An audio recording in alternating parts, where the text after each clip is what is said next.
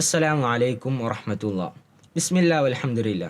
പ്രിയപ്പെട്ട സത്യവിശ്വാസി സുഹൃത്തുക്കളെ, നിത്യജീവിതത്തിൽ ഒരു മുസ്ലിം പാലിക്കേണ്ട എല്ലാ മര്യാദകളും പ്രവാചകൻ സല്ലല്ലാഹു അലൈഹി വസല്ലമ നമ്മെ കൃത്യവും വ്യക്തമായും നമ്മെ പഠിപ്പിച്ചിട്ടുണ്ട്. അത്തരത്തിൽ ഞാൻ നിത്യേന ബാങ്ക് കേൾക്കുമ്പോൾ എങ്ങനെയാണ് അതിനോട് പ്രതികരിക്കേണ്ടതെന്നും അവിടെ എന്ത് മര്യാദയാണ് സ്വീകരിക്കേണ്ടതെന്നും അവിടുന്ന് വ്യക്തമായി നമ്മെ പഠിപ്പിച്ചിട്ടുണ്ട്. നബി സല്ലല്ലാഹു അലൈഹി വസല്ലം പറയുന്നതായി കാണാം, ഇദാ സമിഅ്തുമുൽ മുഅദ്ദിന ഫഖൂലു മിസ്ല മാ യഖൂൽ.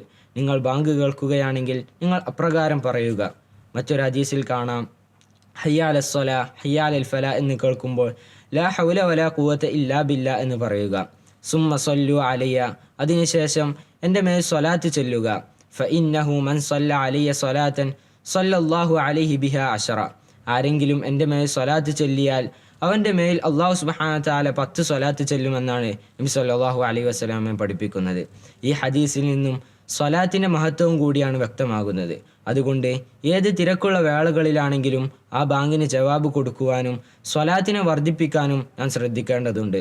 അതുകൊണ്ട് ഈ വിസ്മരിക്കപ്പെട്ടു പോകുന്ന ഈ സുന്നത്തിനെ നാം ഓരോരുത്തരും ജീവിപ്പിക്കേണ്ടതുണ്ട്. ഈ റമദാനിൽ ധാരാളം സുന്നത്തുകൾ ചെയ്യുന്നവരിൽ അള്ളാഹു സുബ്ഹാനഹു വ തആല നമ്മെ ഓരോരുത്തരെയും ഉൾപ്പെടുത്തി അനുഗ്രഹിക്കുമാറാവട്ടെ.